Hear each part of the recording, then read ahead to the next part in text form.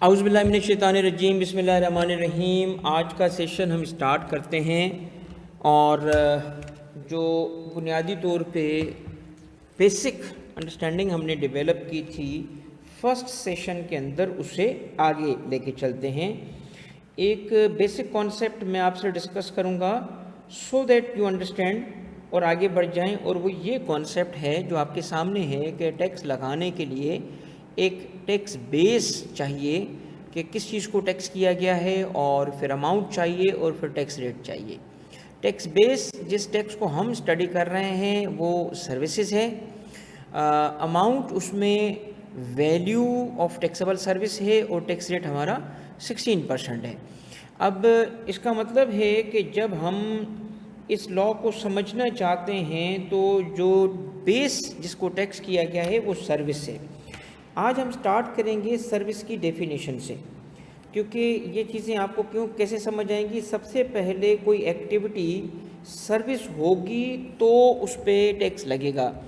तो हमारे मुल्क में सेल्स टैक्स पर्पस के लिए दो चीज़ें हैं, और वो क्या हैं? गुड्स और सर्विसेज का सेल्स टैक्स। करेक्ट। गुड्स का सेल्स टैक्स प्रोविंशियल डोमेन है, और गुड्स का जो सेल्स टैक्स है वो फेडरल डोमेन है, और सर्विसेज का सेल्स टैक्स प्रोविंशियल डोमेन है। हम सर्विसेज को स्टडी कर रहे हैं with in the province of Punjab, और उसको जो लॉ जो उसको डील करता है वो हमारा मेन कोर्स का हिस्सा है, और उसका नाम क्या है? Punjab sales tax on services act. ठीक है, सेल्स टैक्स एक्ट नहीं है, सेल्स टैक्स एक्ट 2012 जो सिलेबस में लिखा है वो शॉर्ट करके लिखा है। इसका फुल नाम क्या है? Punjab sales tax on services act 2012। Okay हो गया? ओके। अब इसके बाद हमें कहाँ जाना है आज? थोड़ा सा मैं आपको समझा दूं किस तरीके से हम जा रहे हैं। सबसे पहले हम देखेंगे सर्विस क्या है।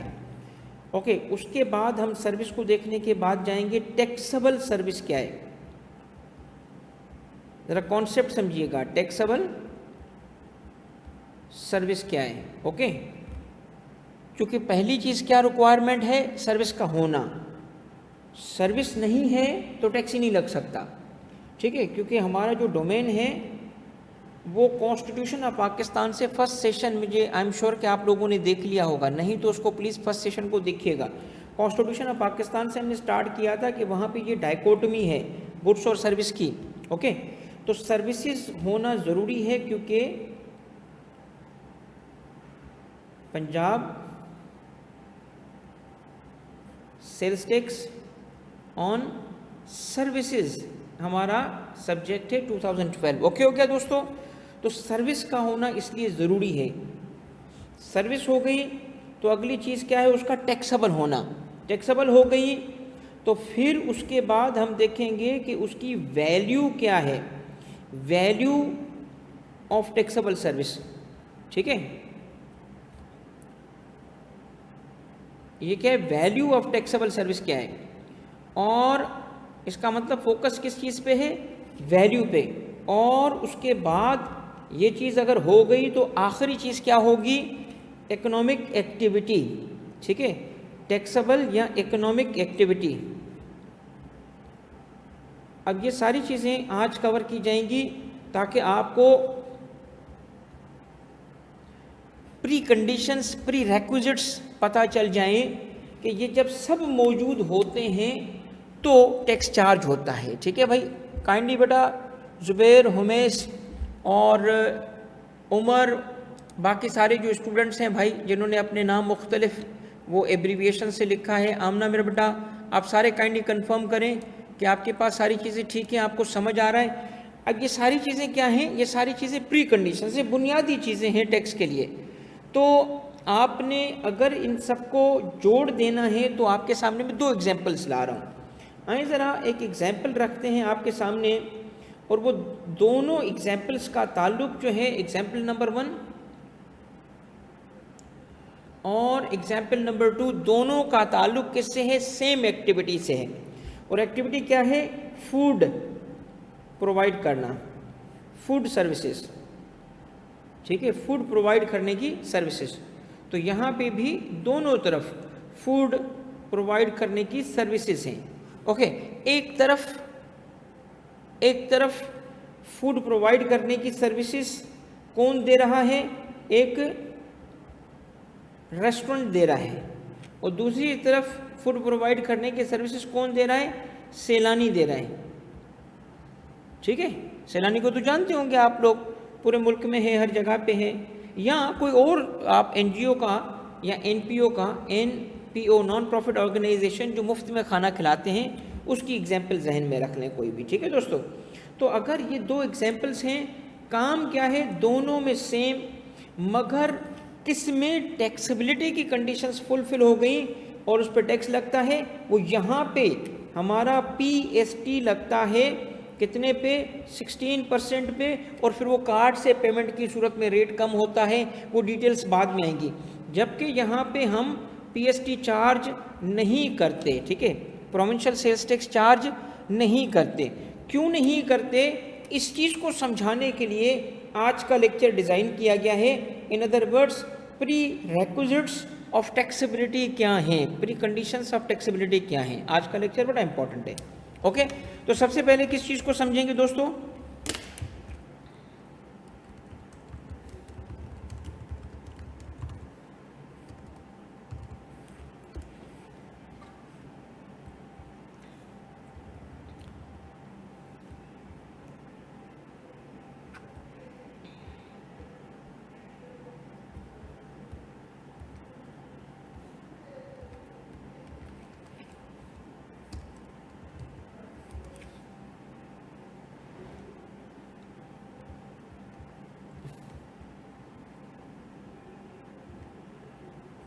सबसे पहले हम समझेंगे, ये आपका एक्ट है, ये वेबसाइट है पीआरए की, और उस पर ये एक्ट अवेलेबल है, वहीं से हम इसको गो थ्रू कर रहे हैं, वहीं से हम इसको स्टडी कर रहे हैं। ठीक है, सबसे पहले हम समझेंगे सर्विस किसको कहते हैं। ठीक है, अब एक चीज़ थोड़ा मैं सर्वे करा दूं, थोड़ा आप ये देखिएगा दोस्तों, ये प्रिलिमिनरी चीज़ें हैं, प्रिलिमिनरी चीज़ों पे भी बेटा एमसीक्यू बनता है। बुनियादी लेक्चर मैंने अर्ज़ कर दिया आपका हमारा क्या है, मगर उससे पहले कि मैं आपको वो बुनियादी चीज़ें कवर करवाऊँ और मतलब कॉन्सेप्ट बिल्डिंग करूँ, उससे पहले छोटे छोटे कुछ एमसीक्यूज़ हैं जिनके आने के चांस हैं, वो मैं कवर करा देता हूँ। मैं उसी चीज़ पे जाऊँगा जो मैंने आज नोटिंग की है कि ये मेरा पर्पज़ है कि आपको प्री रेक्विजिट्स ऑफ टैक्सेबिलिटी समझ आ सके। ये वो टेक्निकल चीज़ें हैं दोस्तों जो आप सेल्फ स्टडी से मालूम नहीं कर सकते, इसके लिए उस्ताद की ज़रूरत पड़ती है, एक टैक्स एक्सपर्ट की ज़रूरत पड़ती है, क्योंकि वो कॉन्सेप्ट जो लफ्ज़ों के पीछे हैं वो उस्ताद बता सकता है जिसको पहले कुछ आता हो। तो मैं यहाँ आने से पहले दोस्तों थोड़ा सा आपको बुनियादी चीज़ों को कवर करना चाहता हूँ। सबसे पहले आते हैं सेक्शन 1 पे। सेक्शन 1 के अंदर 3 चीज़ें मौजूद हैं। इसमें एक है शॉर्ट टाइटल, एक है एक्सटेंट और एक है कमेंसमेंट। सबसे पहले आप दोस्तों से शॉर्ट टाइटल पे गुफ्तगू करूंगा और उसमें सबसेक्शन 1 आपके सामने खुला हुआ है, वो कहता है दिस एक्ट में बी साइटेड एज, ये है उसका नाम। इसको क्या कहेंगे, ये क्या है, Punjab sales tax on services act. Sales tax act 2012 जो सिलेबस में लिखा है ना, वो उसका प्रॉपर नाम है Punjab sales tax on services 2012। Correct हो गया भाई आमना, उमर भाई करेक्ट हो गया, ये आपने लिखना है। दूसरी चीज़ ये क्या है, अगर लिखा हो कि जी Punjab sales tax on services act, तो हम कहेंगे this is short title. Title नहीं बोलेंगे, क्या बोलेंगे, शॉर्ट टाइटल। अब यहाँ एक टेक्निकलिटी है जो इवन प्रोफेशनल्स को भी नहीं पता कि यहाँ वर्ड शॉर्ट इस्तेमाल क्यों किया गया है, टाइटल लफ्ज़ के साथ शॉर्ट क्यों बोला गया है, उसकी क्या वजह है इसको शॉर्ट बोलने की। आए ज़रा थोड़ा इससे भी ऊपर जाते हैं और इससे ऊपर जाके हम देखते हैं कि क्या है। देखिए ये जो आपका टाइटल है ना Punjab sales tax on services का, ये आपकी बुक चूँकि रेफरेंस पर्पस के लिए दी गई है, इस वजह से एक सर्च में और मारता हूँ और अगर हमें नोटिफाइड कॉपी मिल जाती है तो लॉजिक समझ आ जाएगी, और अगर नोटिफाइड कॉपी अवेलेबल नहीं है तो भी परवाह नहीं, मैं आपको एक पॉइंट एक्सप्लेन कर दूंगा। ठीक है, लेट्स सी कि अगर पीडीएफ में वो नोटिफाइड कॉपी अवेलेबल है या नहीं है। ये भी अगर इन्होंने भी पीआरए की वेबसाइट से लिया है तो इसमें भी नहीं होगा, मगर कोई परवाह नहीं है, ये मौजूद है दोस्त, ये इसने जो वेबसाइट वाला है इसने सही वाली कॉपी अपलोड की हुई है, मगर आप वो PRA की वेबसाइट से ही यूज़ करेंगे। ये देखें दोस्तों, शॉर्ट टाइटल वही मौजूद है, मगर उसका पहला हिस्सा जो PRA की ऑफिशियल वेबसाइट से हज़फ कर लिया गया है, नहीं करना चाहिए था, मगर कोई बात नहीं है। ये क्या कहलाता है दोस्तों, तो एक्ट आपका कोर्स है, उसके अंदर आपकी पूरी बात क्या है, कोई गौर से देख रहा है इस चीज़ को, एक डेट अपीयर हो रही है, एक डेट अपीयर हो रही है 27 जून 2012, ठीक है दोस्तों। अब ये प्लीज नोट कर लो, और मैं कहूँगा कि इस पे तकरीबन चांस पक्के ही हैं सवाल बनने के, MCQ बनने के।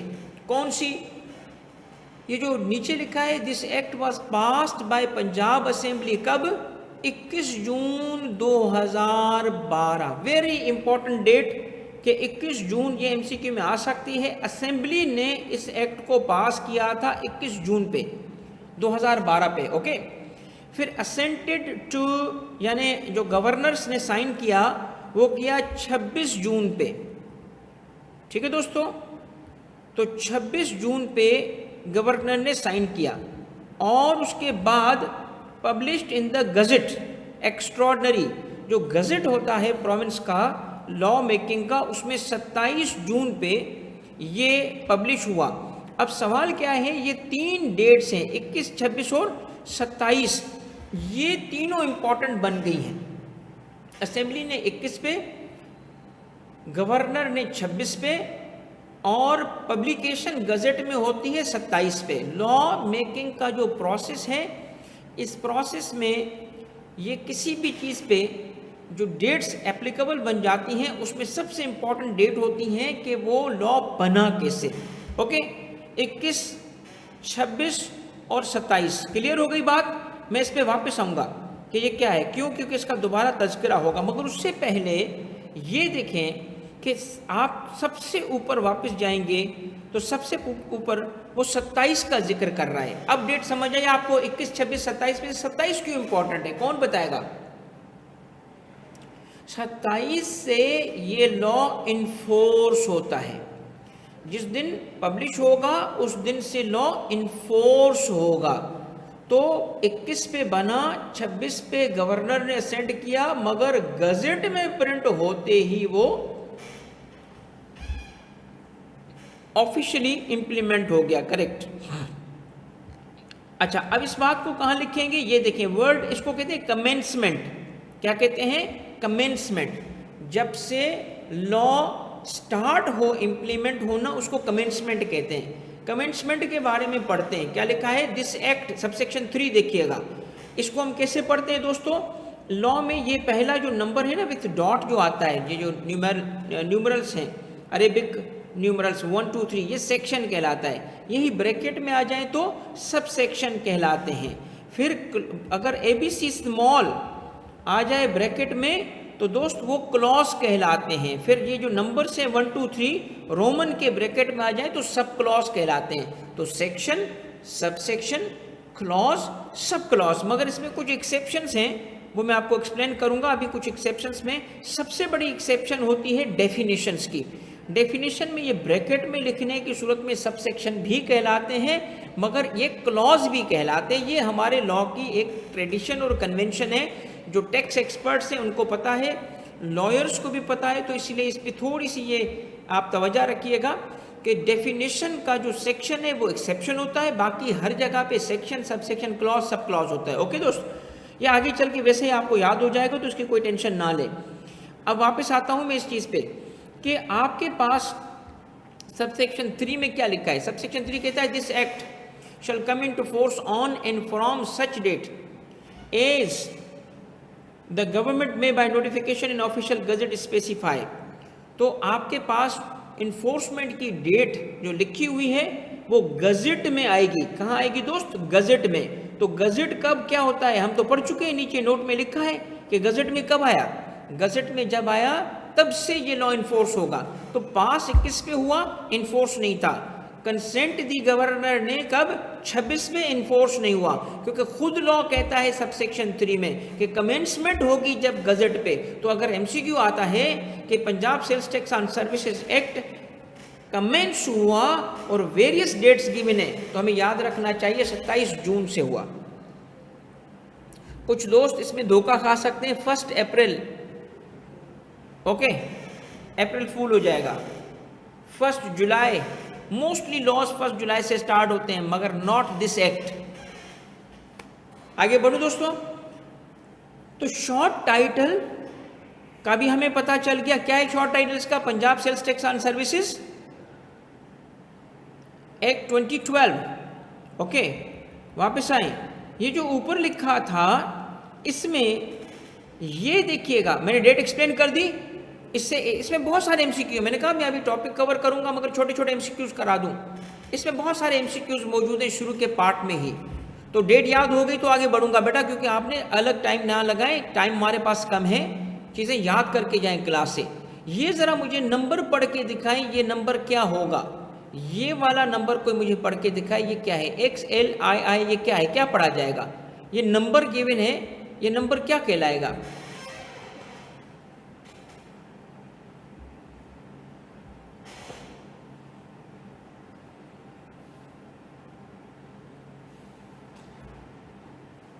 सुबेर आप बता रहे हो बेटा? कौन बताएगा मुझे? इस नंबर को पढ़ के दिखाएगा।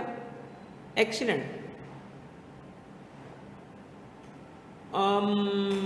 एक जुबेर एक एरर है बेटा, चले। L स्टैंड्स फॉर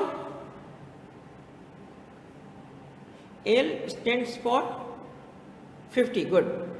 और उसके लेफ्ट पे एक्स आ जाए तो उससे क्या होगा? 1 एक्स आ जाए तो वो 10 माइनस हो जाएंगे। तो अगर XL लिखा जाएगा तो 40 होगा। 2 आए होंगे तो क्या काउंट होंगे? 2। तो ये क्या कहलाएगा? 43 या 42? अब गौर से सुनिएगा, हर लॉ का नंबर होता है, क्योंकि जो कवानीन पास होते हैं ना तो उसका सीरियल नंबर होता है दोस्त। सीरियल नंबर का मतलब क्या है कि एक कोड है। लॉ सारे मिलके सिंगल, सारे एक्ट मिलके एक सिंगल कोड बनाते हैं। उस कोड के अंदर नंबर असाइंड होता है, एक नंबर 1 ऑफ 2000, एक नंबर 2 ऑफ फलाना। तो इसी तरीके से वो नंबर लगता है। तो अगर यूनिकनेस है इसकी, जैसे आपका और हमारा NIC है ना, उस नंबर पे कोई और एक्ट नहीं होगा। तो Punjab sales tax on services act जो है उसका नंबर क्या है? क्या कहेंगे उसका? कौन सा नंबर होगा? XL और II यानी 42। क्या पढ़ेंगे? एक्ट, इसको यूं पढ़ते हैं, एक्ट 42 ऑफ 2012। हो गया भाई? आगे बढ़ूं? क्या आपको लगता है कि ये MCQ में आ सकता है दोस्तों? और अगर आप सेल्फ स्टडी करोगे तो आपको तो इस तरफ ध्यान भी नहीं जाएगा, ठीक है? इसीलिए इनको तवज्जो कर लो और नोट करते जाओ अपने पास, ओके। तीसरी चीज पे आए दोस्त, ये देखो क्या लिखा है, एन एक्ट। ये पढ़ लें, ये क्या है? ये जो इटैलिक्स में लिखा है यहाँ पे, यहाँ से एन एक्ट, यहाँ से लिखा है एन एक्ट। कौन सा act? To provide for the levy, ये वाला जुमला पढ़ लो। इसको तवज्जो से बस इसको पढ़ लें। ये जुमला क्या है? ये लिखा है एन एक्ट, डेट को छोड़ के, an act to provide for levy of a tax. Levy का मतलब क्या है? टैक्स इंपोज करना। एक ऐसा एक्ट जो कि टैक्स इंपोज करने के लिए लाया जा रहा है। क्या लिखा है? An act to provide for the levy. Provide for का मतलब है जिस मकसद के लिए आया वो। Levy of a tax on services. कौन सी सर्विसेज? जो प्रोवाइडेड हों, रेंडर्ड हों, इनिशिएटेड हों, रिसीव्ड हों, ओरिजिनेटेड हों, एक्सिक्यूटेड हों, कंज्यूम्ड हों in the province of Punjab. इसका मतलब क्या है? सर्विस को हर एंगल से कवर किया जाएगा। अब एक मिसाल देता हूँ। एक बंदा जो कि with in the province of Punjab है और उसी काम को कर रहा है जिसको हमने सर्विस बोला और सर्विस प्रोवाइडर बना, मगर सर्विस रेसिपिएंट भी उसका वहीं पे ही है। हमने अभी एग्जाम्पल दी थी कि रेस्टोरेंट की सर्विसेज अगर हो तो आप जब जाते हो और फूड स्ट्रीट में खाना खाते हो तो सर्विस प्रोवाइडर भी वहाँ मौजूद है। आप सर्विस रेसिपिएंट भी वहाँ मौजूद हो, तो services are provided and received within the province of Punjab.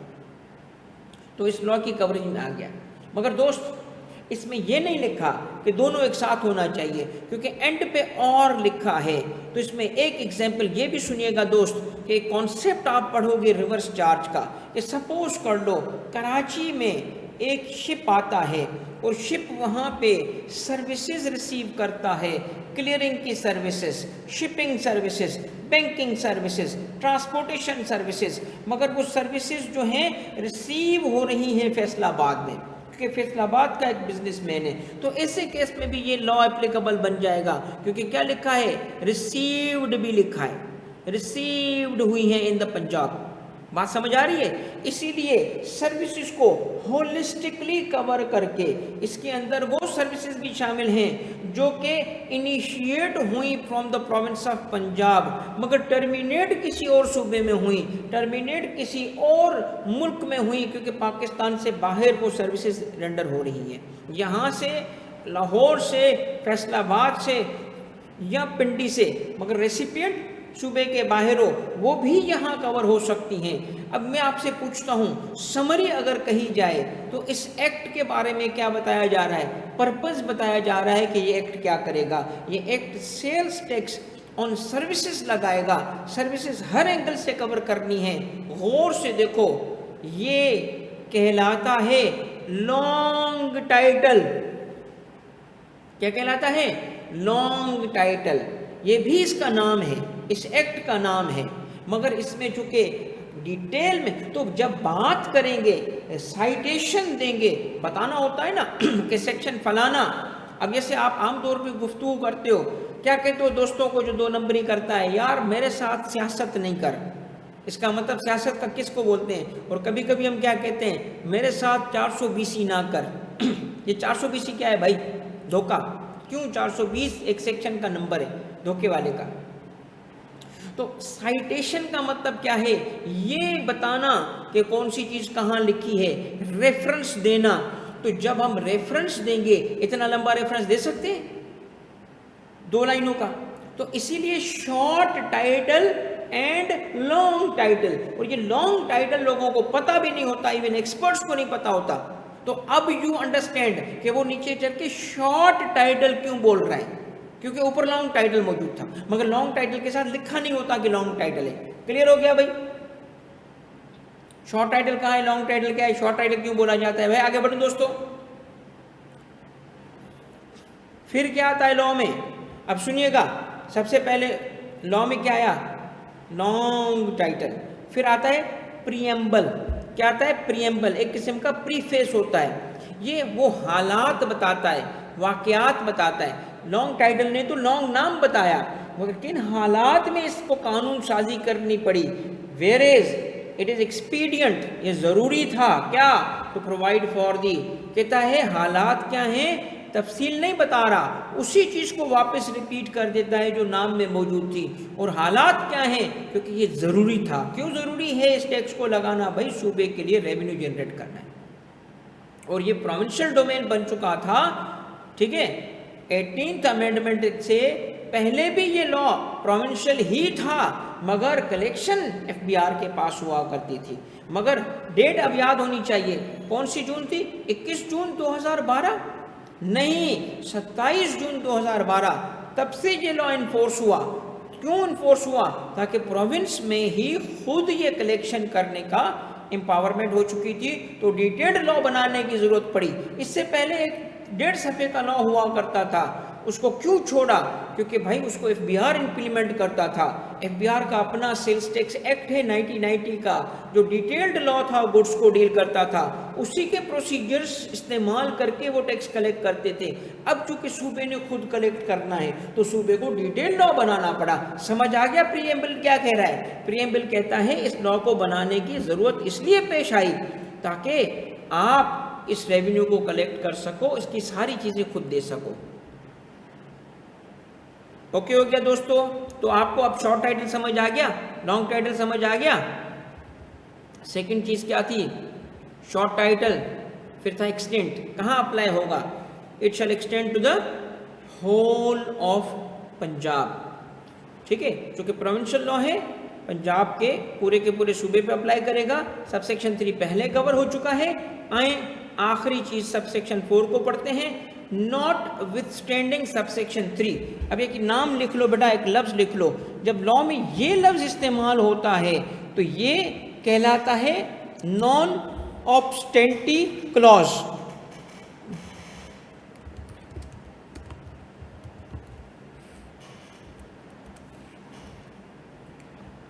Non ऑब्स्टेंटी clause, ये नॉन ऑब्स्टेंटी क्लॉज बेटा लीगल टर्म है। नॉन ऑब्स्टेंटी, ये देख लें, नॉन ऑब्स, स्पेलिंग लिख लो बेटा इसकी, नॉन ऑब्स्टेंटी, OBSTANTE, ऑब्स्टेंटी क्लॉज। ये क्या है नॉन ऑब्स्टेंटी क्लॉज? ये ओवरराइडिंग क्लॉज है।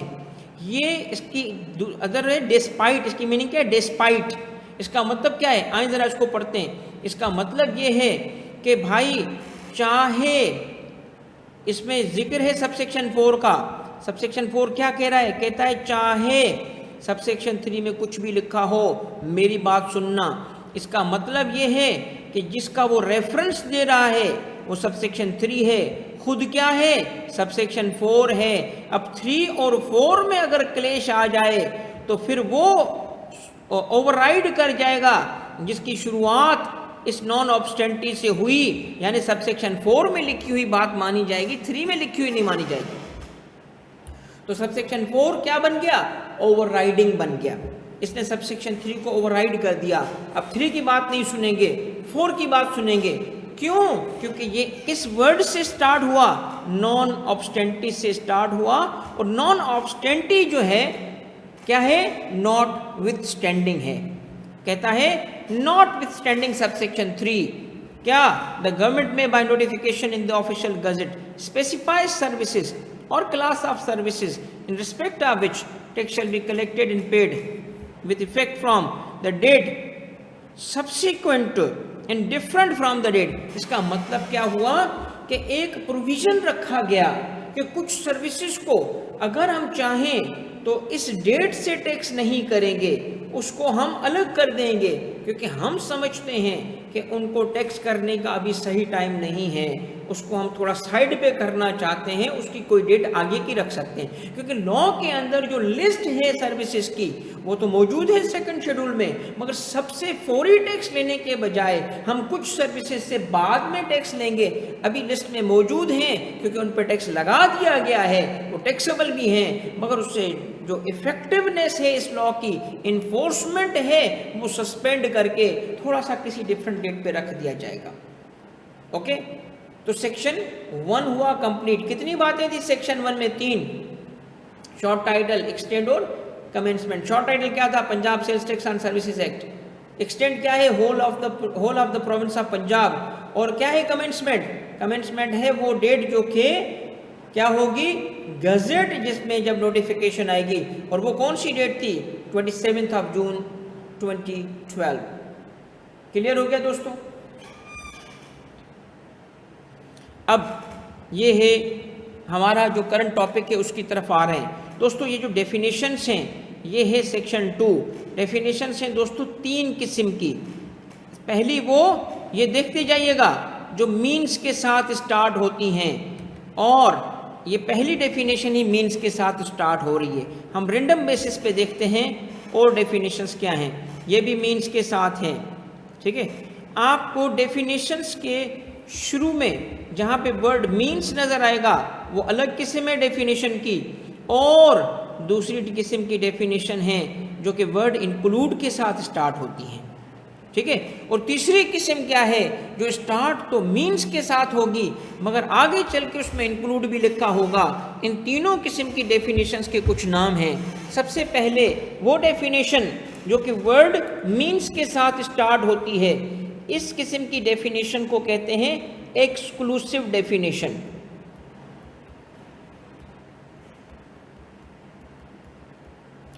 एक्सक्लूसिव, क्योंकि ये डेफिनेशन क्या करती है? एक्सक्लूड कर देती है। किसे एक्सक्लूड कर देती है? उस लफ्ज़ की डिक्शनरी मीनिंग को, उस लफ्ज़ की कॉमन पार्लेंस की मीनिंग को, यानी आम तौर पे उस लफ्ज़ की जो मीनिंग है वो लॉ में 2012 के एक्ट में हम नहीं लेंगे। अब अगर नहीं लेंगे तो फिर वो जो डेफिनेशन है बज़ाते खुद जो कि हमें 2012 के एक्ट ने दी, 2012 का एक्ट जो है ना, ये भी हम इस तरह भी बात करते हैं 2012 का एक्ट, इसका मतलब क्या है? 2012 का एक्ट कौन सा है? Punjab sales tax and services act. इसमें जो मौजूद डेफिनेशन है वो ही एप्लीकेबल होगी जब भी इस एक्ट में उस लफ्ज़ को जिक्र किया जाएगा, मीनिंग वही होगी जो डेफिनेशन में गिवन है। डिक्शनरी मीनिंग आप बीच में नहीं ला सकते। तो इसको क्या कहते हैं डेफिनेशन को? Exclusive definition. और दोस्तों एक्सक्लूसिव डेफिनेशन को हम एग्जॉस्टिव डेफिनेशन भी कहते हैं। एग्जॉस्टिव इसलिए क्योंकि ये डेफिनेशन मुकम्मल होती है, क्योंकि ये डेफिनेशन कंप्लीट होती है, एग्जॉस्ट कर देती है, इसके अंदर हर चीज़ दे देगी, इसीलिए डिक्शनरी मीनिंग को एक्सक्लूड कर दिया जाता है। अब आती है सेकंड टाइप की डेफिनेशन दोस्तों, वो कहलाती है इंक्लूसिव डेफिनेशन। इंक्लूसिव डेफिनेशन जो है, जैसे कि आप देख सकते हैं, इंक्लूड करती है। किसे इंक्लूड करती है? डिक्शनरी मीनिंग को इंक्लूड करती है। तो इसका मतलब क्या है? जब भी कोई वर्ड इंक्लूड देखेंगे डेफिनेशन की शुरुआत में तो समझ जाएंगे कि उसकी डिक्शनरी मीनिंग भी बरकरार है, मगर साथ में उसे जो लॉ ने मीनिंग दी वो भी उसमें ऐड की जाएगी, इंक्लूड की जाएगी। दोनों को मिलाएंगे, जो मीनिंग बनेगी वो दोनों चीज़ों को मिला के मीनिंग जो होगी वो उस लफ्ज़ की समझी जाएगी जब भी वो 2012 में एक्ट में इस्तेमाल होगा। ठीक है। निशानी क्या है इंक्लूसिव की? इंक्लूसिव की निशानी है, ये स्टार्ट होता है विद द वर्ड इंक्लूड्स। निशानी क्या है एक्सक्लूसिव की? ये लफ्ज इस्तेमाल होता है मीन्स। ओके। और आखिरी डेफिनेशन है तीसरे किस्म की दोस्तों, वो कहलाती है हाइब्रिड। हाइब्रिड डेफिनेशन क्यों हाइब्रिड कहलाती है? क्योंकि ये स्टार्ट तो मीन्स के साथ होगी मगर आगे चल के इंक्लूड्स भी लिख देती है। तो इस तरीके से जो डेफिनेशन बनती है वो हाइब्रिड कहलाती है। हाइब्रिड डेफिनेशन भी एक्सक्लूसिव डेफिनेशन की एक सब टाइप है। क्यों? क्योंकि स्टार्ट वो मीन्स के साथ होती है, यानी डिक्शनरी मीनिंग यहाँ अप्लाई नहीं करती। हाइब्रिड का क्या मकसद होता है? डिक्शनरी मीनिंग निकाल के अपनी मीनिंग दी मगर वजाहत करने के लिए कुछ चीज़ें लिस्ट कर दी।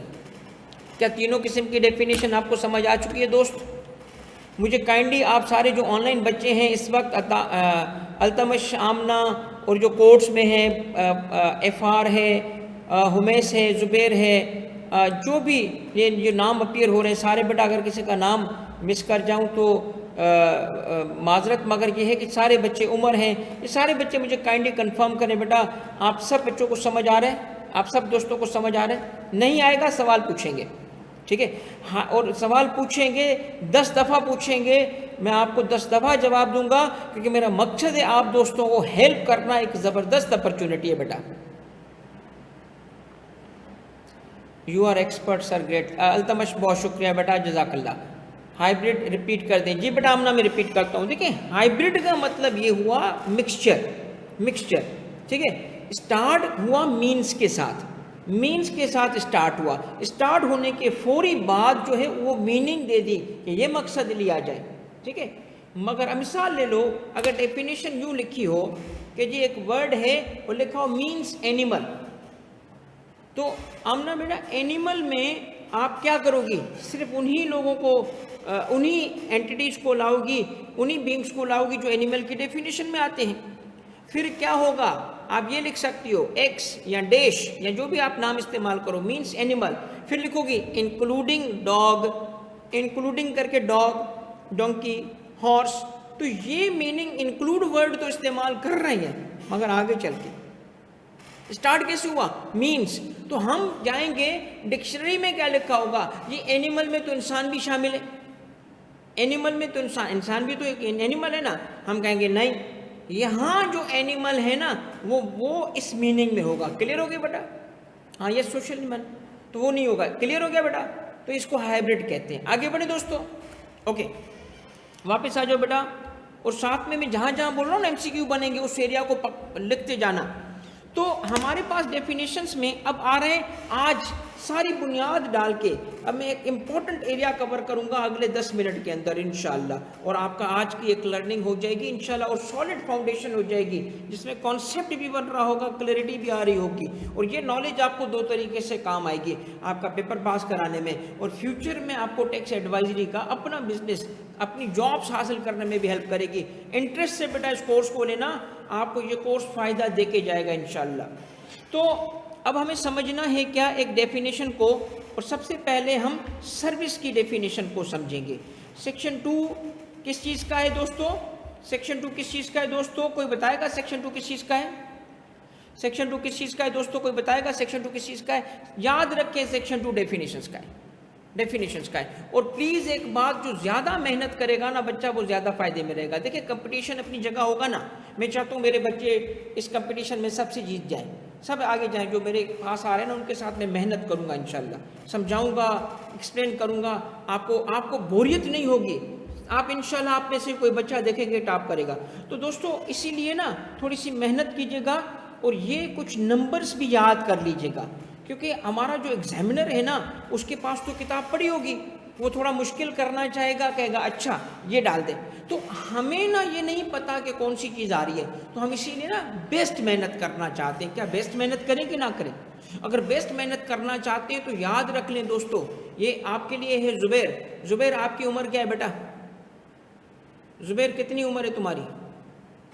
33, ठीक है, और मैं हूँ 38, समझ गए? जुबैर 33 में 38, ओके ब्रो, 38 याद हो जाएगा। भाई की उम्र कितनी है? भाई हूँ ना यार, दोस्त हूँ ना, और मैं आपको डे 1 से बता रहा हूँ बेटा, आप में से कोई मुझे टैक्स कमिश्नर ना समझे, कोई CSS ऑफिसर ना समझे, मैं यहाँ पे जब पढ़ाने बैठता हूँ तो आपका दोस्त हूँ, आपका भाई हूँ, बड़ा भाई हूँ, ठीक है? भाई की तरह और दोस्त की तरह चलेंगे, कोई टेंशन ना ले, फ्री बात किया करो, रिलैक्स होके पढ़ो। तो दोस्तों आपके भाई की उम्र कितनी है? 38 बेटा, 38, हाँ टैक्स दादा भाई दादा, 38 याद रह जाएगी, मेरी उम्र तो याद रहेगी ना। अब क्लॉज 38, सब सेक्शन नहीं बोलेंगे, सेक्शन 2 में क्या होता है दोस्तों, ये बाकी जगह होता हम इसको सब सेक्शन पढ़ते, मगर सेक्शन 2 में होने की वजह से क्या पढ़ेंगे इसको? क्लॉज 38 किस चीज से डील करता है? सर्विस की डेफिनेशन से, और बड़ी इंपॉर्टेंट डेफिनेशन है। आइए सर्विस की डेफिनेशन को पढ़ते हैं। 1 सेकंड सिर्फ दीजिएगा मुझे, क्यों 1 सेकंड दे, मैं आपको एक मकसद से करना चाहता हूं। और भाईजान कोई 24 का बच्चा है? 24 का बच्चा है कोई क्लास में? कोई ऐसा जिसकी उम्र 24 हो? भैया आमना की उम्र 24 होगी, उससे भी छोटी होगी यकीनन, क्योंकि वो लड़की है। आमना सही है मेरा बच्चा? आमना भाई तुम 24 की हो? हाँ भाई जुबैर भाई, जुबैर 38, आमना 24, ओके मेरा बेटा? सर जी हो गया क्या 24 में क्या डिफाइंड है? 24 में क्या डिफाइंड है, कोई याद करेगा? 24 में सर डेफिनेशन है गुड्स की, तो सर्विस की कहाँ दी? सर्विस की कहाँ दी भाई? ये देखिए हमारा अब क्या ऑब्जेक्टिव हम हासिल कर रहे हैं, अब हम बड़े कॉन्सेप्ट्स की तरफ चले गए हैं, उसमें से हम इस वक्त इस चीज़ को स्टडी कर रहे हैं। कोई बताएगा सर्विस कहाँ पे थी, क्या साइटेशन थी?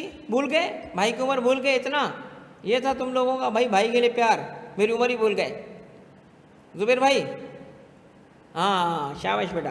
भाई ये देखो ये है, इसको ब्रैकेट में लिखेंगे, ठीक है, क्योंकि क्लॉज है क्या 38 किस सेक्शन में है वो उससे बाहर लिख देंगे। किस सेक्शन में बोलो सर? सेक्शन 2 में है, ये है उसकी साइटेशन। तो सर्विस कहाँ है? Section 2 clause 38। गुड्स कहाँ है? सेक्शन 2। अब कौन बताएगा? ये इजी है क्योंकि इसमें 2 पहले ही लिख दिया मैंने, क्योंकि आगे है। कौन बताएगा भाई? आमना तू ही बता बच्चा, शाबाश। 24 बेटा ये पक्के MCQs हैं यार। ये देखिए आप अपने हिसाब से जाते ना तो 200 चीज़ें याद करनी पड़ती, मेरे हिसाब से जाओगे ना बेटा 20 इंशाल्लाह उसी में से आएगा, क्योंकि बेटा अल्हम्दुलिल्लाह इस लॉ का मैं एक्सपर्ट हूँ। ठीक है, इस फील्ड का एक्सपर्ट हूँ, मुझे पता है कौन सी चीज़ें तुम्हारे सामने मैंने कैसे रखनी है। तो एक हुआ क्लॉज 24, एक हुआ क्लॉज 38। पहले हम पढ़ते हैं क्लॉज 24, गुड्स किसे कहते हैं। देखिए जरा गुड्स किसे कहते हैं। लिखा है गुड्स इंक्लूड, कौन सी किस्म की डेफिनेशन है ये देखो बेटा, तुम लोगों को मैंने ना सिर्फ पेपर की तैयारी करा रहा हूँ बल्कि टैक्स एक्सपर्ट भी बना रहा हूँ साथ साथ। ये देखो क्या लिखा है, कौन सी डेफिनेशन। अब तुम बोल सकोगे कि सर हमें पता है इस डेफिनेशन का, कौन बताएगा ये कौन सी डेफिनेशन है, गुड्स की कौन सी डेफिनेशन है। ये इंक्लूसिव डेफिनेशन है। तो इसका मतलब क्या है, जो आम डिक्शनरी में जो गुड्स की मीनिंग है वो भी हमारे लॉ के लिए एप्लीकेबल है, और जो डेफिनेशन यहाँ क्लॉज 24 में है वो भी एप्लीकेबल है। अब क्लॉज 24 में देखते हैं कैसे डिफाइन कर रहा है गुड्स को। क्या लिखा है, एवरी काइंड ऑफ, कौन सी प्रॉपर्टी, मूवेबल प्रॉपर्टी।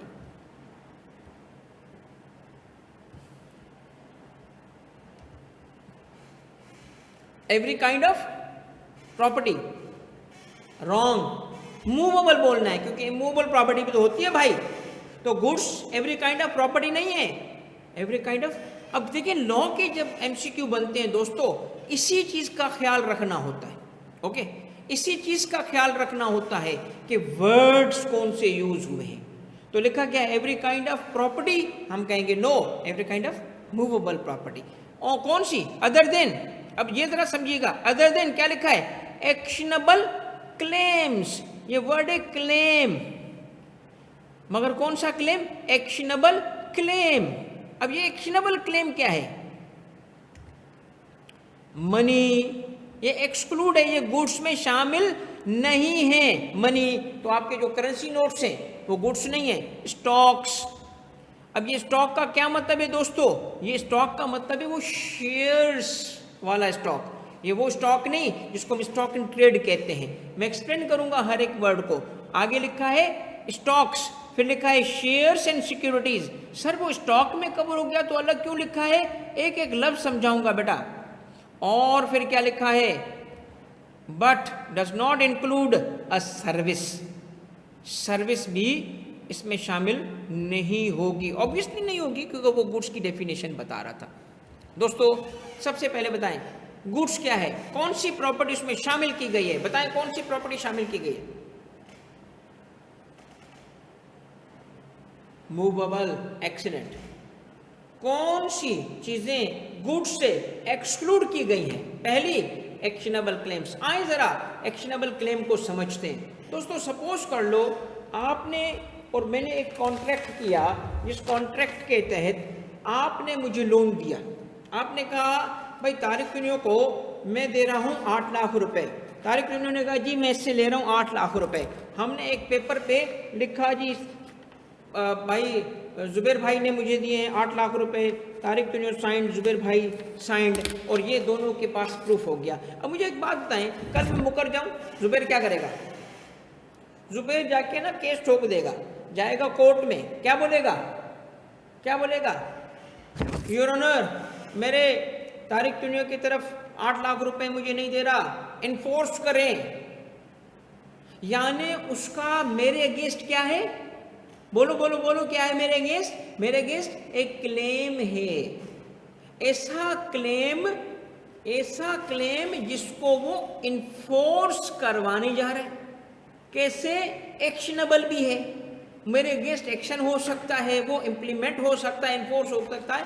सादा जबान में एक्शनेबल क्लेम समझना है ना लेमेन में, तो यूं समझे कि ये वो एग्रीमेंट्स होते हैं जो लोन की होती है। समझ आ गई भाई, इसमें मनी इन्वॉल्व होगी पीछे, मगर मनी इन इट सेल्फ नहीं है, ये क्लेम्स हैं मनी के वो क्लेम्स है जिसको एक्शनेबल कहा गया है, जिस पे कोर्ट में भी जा सकते हो आप। ओके दोस्तों, सेकंड क्या है, मनी। तो करेंसी यहां नहीं है, गुड्स में नहीं आई। अब तीसरी चीज क्या है, स्टॉक। दोस्तों अगर स्टॉक को समझना है ना तो ये यूं समझें कि जब हम शेयर्स की बात करते हैं कंपनी के, तो कंपनी के शेयर्स में और स्टॉक में फ़र्क क्या है। सपोज कर लें कि हमारे पास एक कंपनी है और उसका नाम है ए लिमिटेड। ए लिमिटेड का एक शेयर है 100 रुपये का। 1 शेयर कितने का है दोस्तों, 100 रुपये का है, ठीक है।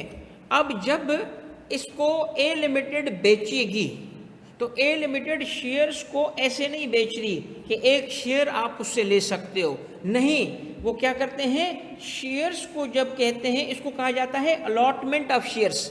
ये कंपनी लॉ है, ये आपने नहीं पढ़ना। इशुएंस ऑफ शेयर्स, तो जब वो शेयर्स इशू करते हैं तो एक ग्रुप बना देते हैं, एक लॉट बना देते हैं, कहते हैं कम से कम भी इतने शेयर्स आपको एक साथ परचेज करने पड़ेंगे, यानी 500 की लॉट है हमारे पास, विच मीन्स कि एक ही वक्त में अगर आप आओगे तो कम से कम कितने शेयर लेने पड़ेंगे आपको, 500। इसी लॉट को, इसी ग्रुप को स्टॉक कहा जाता है। क्या कहा जाता है, स्टॉक। इसका मतलब क्लस्टर ऑफ शेयर्स, इसका मतलब क्या है, cluster, minimum cluster of shares. क्या दोस्तों, क्लस्टर ऑफ शेयर्स क्या बन जाएगा, स्टॉक बन जाएगा, इसको कहते हैं स्टॉक, ठीक है। और अगर एक शेयर हो उसको कहेंगे शेयर।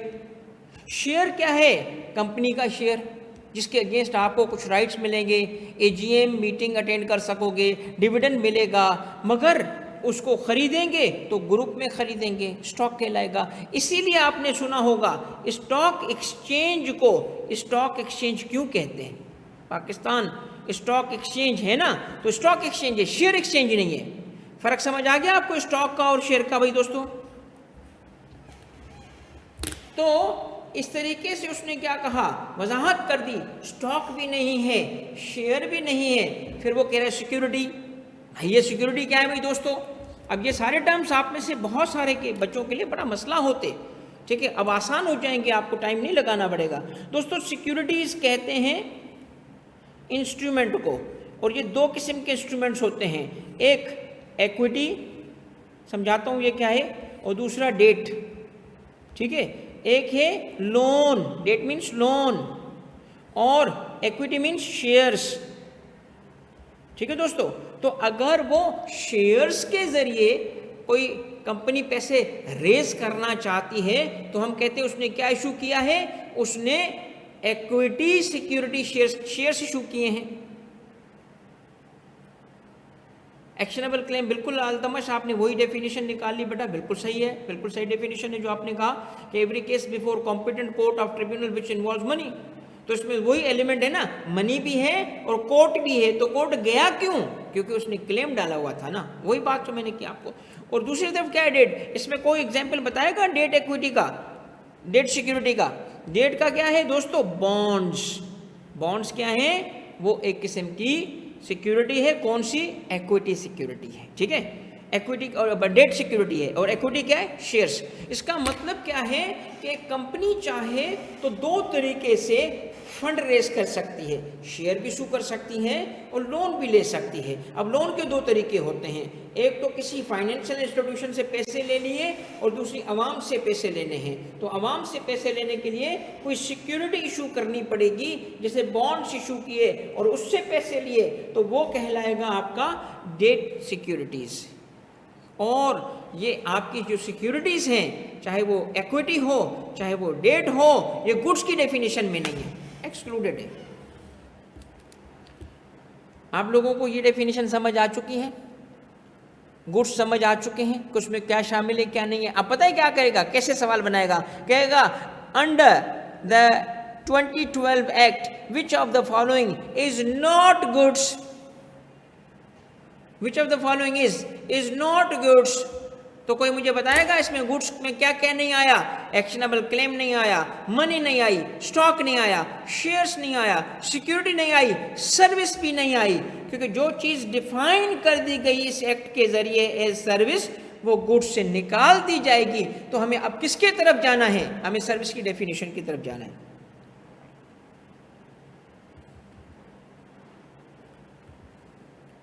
और वो कहाँ डिफाइंड है, वो डिफाइंड है 38 में, क्लॉज 38, ये सर्विस की डेफिनेशन है, बहुत इंपॉर्टेंट डेफिनेशन है दोस्तों। क्या लिखा है, सर्विस और services means anything which is not goods, ये इसकी डेफिनेशन है, anything which is not goods.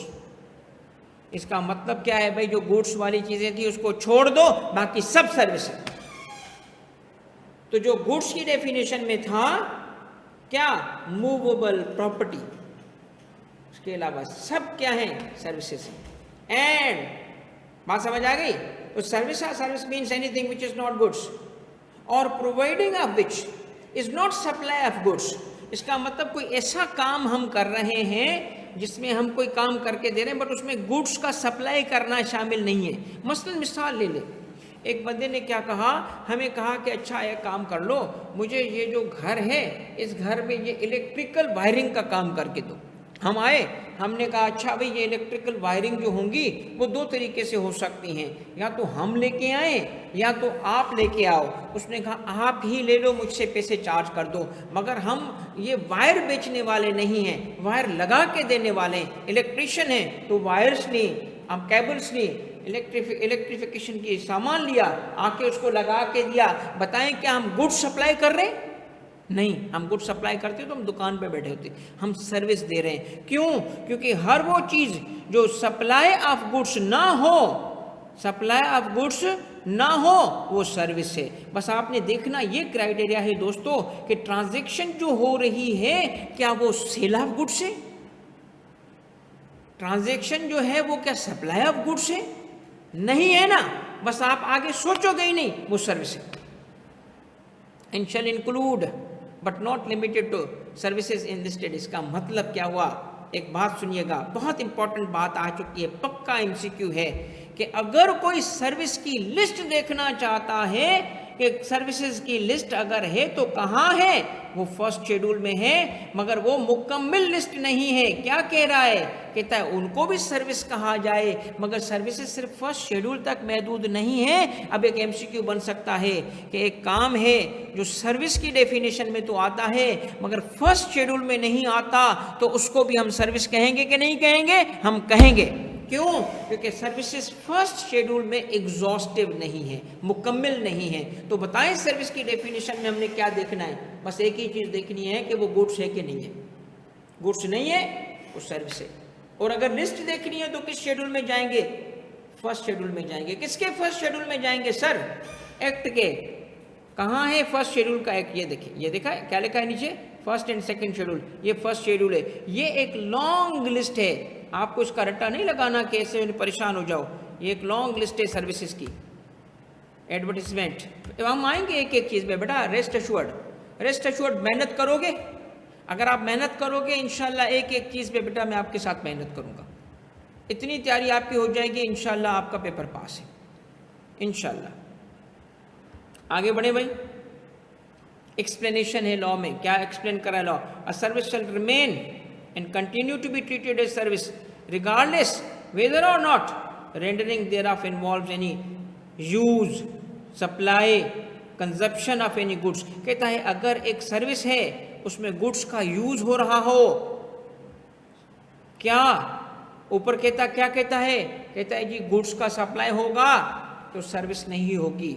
फिर आगे चल के क्या कहता है कि सर्विस ही रहेगी, वो सर्विस से निकल नहीं जाएगी अगर उसमें कुछ एलिमेंट गुड्स का हो, ईदर एज इसेंशियल और incidental aspect of such rending. अब इसकी एग्जाम्पल देखिएगा, मैंने एग्जाम्पल ही आपको वो दी थी जो इसको फिट करे। इसका मतलब क्या है? एक सर्विस होगी जो प्योर सर्विस है। प्योर क्यों? जिसमें एलिमेंट ऑफ गुड्स है ही नहीं, कोई सर्विस शामिल, कोई गुड्स नहीं है। आप हेयर कटिंग कराते हो, आप एक डॉक्टर के पास जाके और आप इलाज करवाते हो तो वापस क्या लेके आते हो? डॉक्टर आपको क्या देता है? एक पेपर, प्रिस्क्रिप्शन। हेयर कटिंग के बाद घर कैसे लौटते हो? भाई बाल कटे हुए होंगे, मगर कुछ साथ में गुड्स तो नहीं लाते ना। नहीं, तो ये क्या है? Banking services. क्या है? एक बैंक से आपने पैसे निकाले, पैसे तो आपके थे, तो वो आपको क्या दे रहे हैं? सर्विस। तो उसमें गुड्स शामिल है? नहीं है। मगर एक ऐसी सर्विस भी है दोस्तों जिस सर्विस में गुड्स भी शामिल होंगे, यानी उसमें गुड्स इंक्लूडेड हैं, उसके अंदर गुड्स का एलिमेंट कंपोनेंट मौजूद है, चाहे वो इसेंशियल हो चाहे वो इंसिडेंटल हो। यानी उसकी इंपॉर्टेंस सेंट्रल भी हो सकती है, इसेंशियल भी हो सकती है। तो अगर इसका मतलब क्या है? वो उसमें क्या क्या शामिल है तो सर्विस मगर गुड्स भी शामिल हैं। तो इसका मतलब क्या है? ये किस्म का हाइब्रिड बन गया ना। तो यहाँ एक दोस्त बात आती है, क्या प्रीडोमिनेंट क्या है? ठीक है, प्री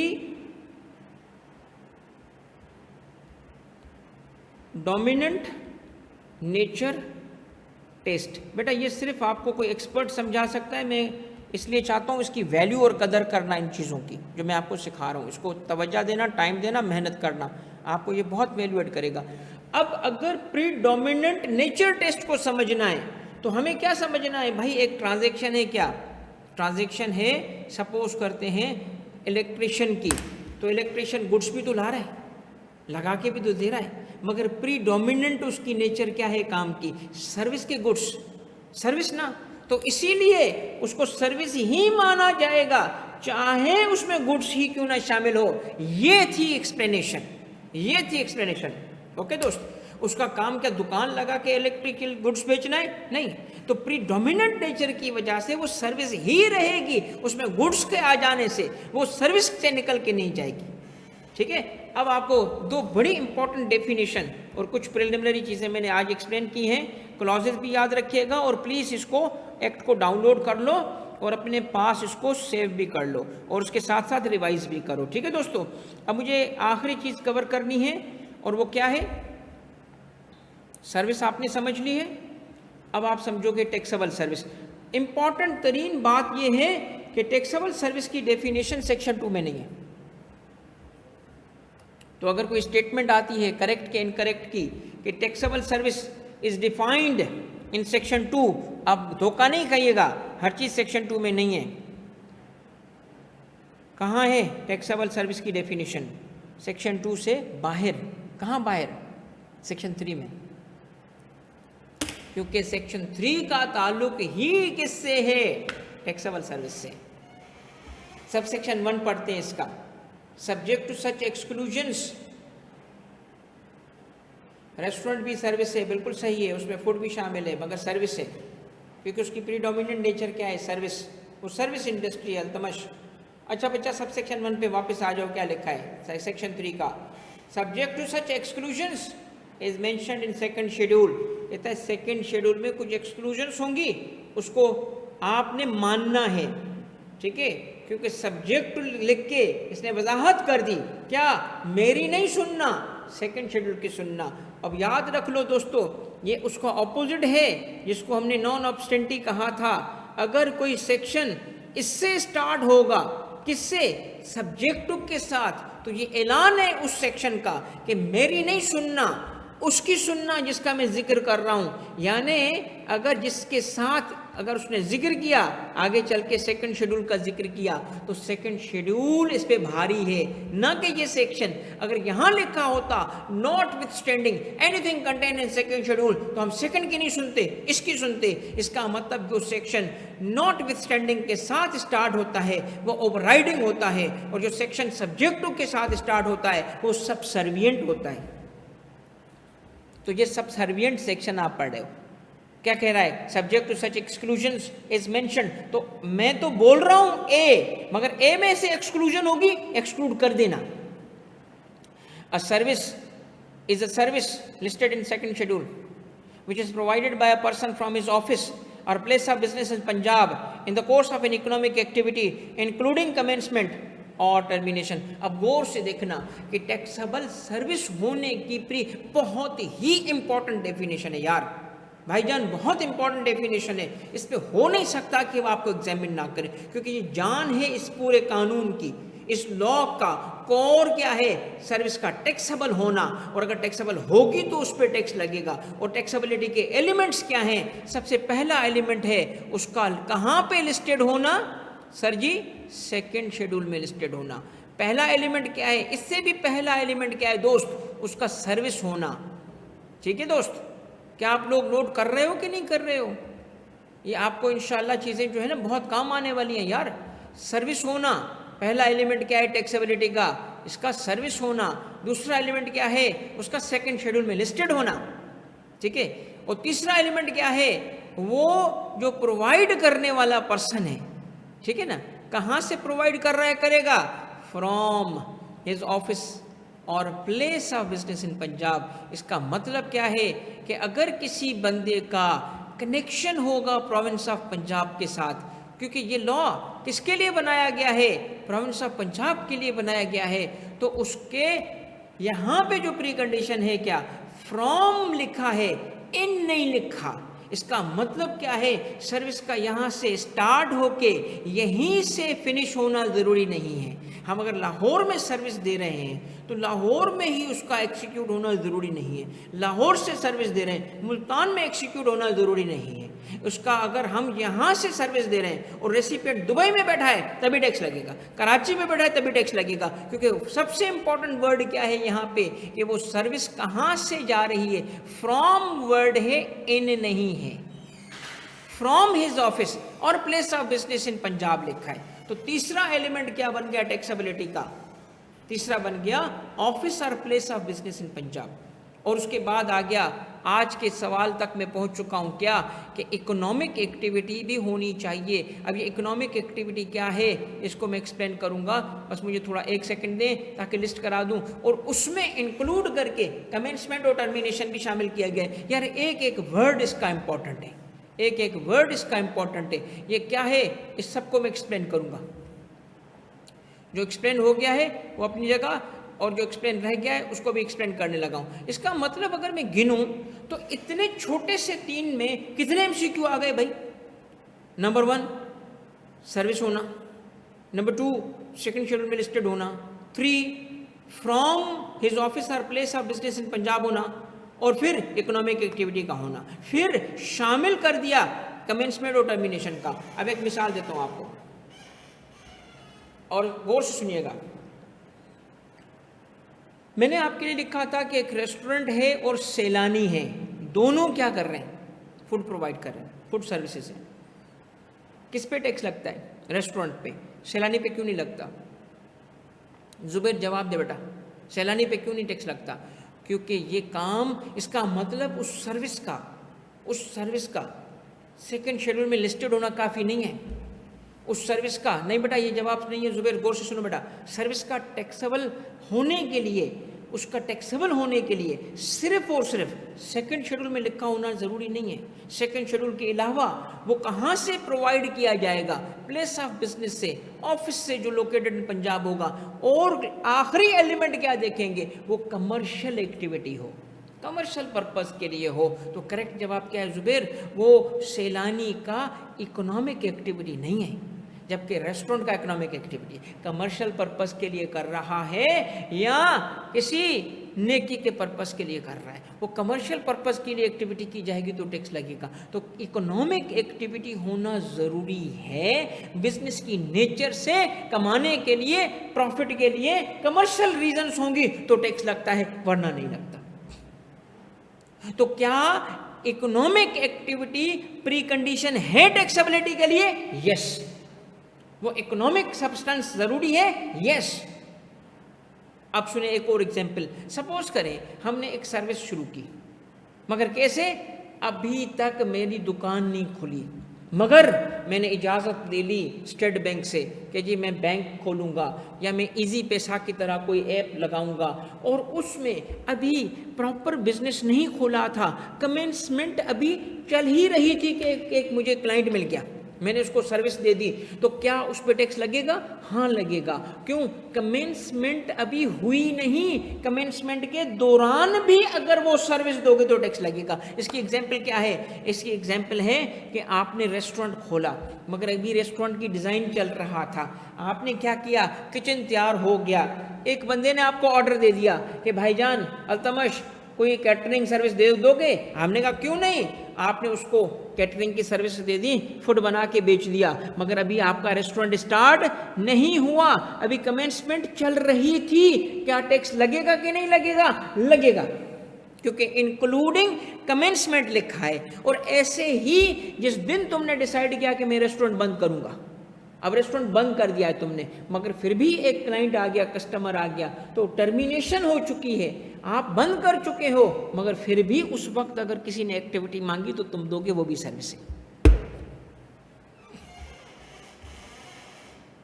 तो टैक्सेबल सर्विस के लिए थिंग्स टू रिमेंबर क्या थी दोस्त? नंबर 1 सर्विस होना, नंबर 2 सेकंड शेड्यूल में लिस्टेड होना, नंबर 3 ऑफिस या place of business in Punjab से प्रोवाइड होना, एंड नंबर 4 इकोनॉमिक एक्टिविटी होना। ठीक है, अब चूंकि अगले कॉन्सेप्ट्स थोड़े से और एक्सप्लेनेशन मांगेंगे, तो अगली क्लास होगी कल, और इंशाल्लाह कल हम थोड़ी लंबी क्लास लेंगे ताकि मैं ज़्यादा से ज़्यादा कवरेज कर दूं। तो आज 1 घंटे सवा घंटे की क्लास थी, कल इंशाल्लाह 2-2.5 घंटे की क्लास लूँगा। ठीक है दोस्तों, और मुझे ज़रूर बताइएगा कि आपकी अंडरस्टैंडिंग डेवलप हो रही है, क्या आपने चीज़ें समझी, क्या आपको लगता है कि इस तरीके से लॉ पढ़ोगे तो आपका पेपर पास होगा और कॉन्सेप्ट क्लियर होंगे, क्योंकि अब वो MCQ चाहे कुछ भी बना ले, आपका कॉन्सेप्ट क्लियर होगा, आप करेक्ट आंसर तक पहुंच सकते हो। होप कि lecture was useful for you. Thank you very much. इंशाल्लाह कल हम टाइम जो है ग्रुप के अंदर बता देंगे, क्योंकि अभी हमने सेशन स्टार्ट कर दिए, तो बैक टू बैक क्लासेस होंगी और ग्रुप पे इंशाल्लाह आपसे इंटरेक्शन होता रहेगा। थैंक यू वेरी मच, जज़ाकल्लाह। कल मिलते हैं, अल्लाह हाफिज़।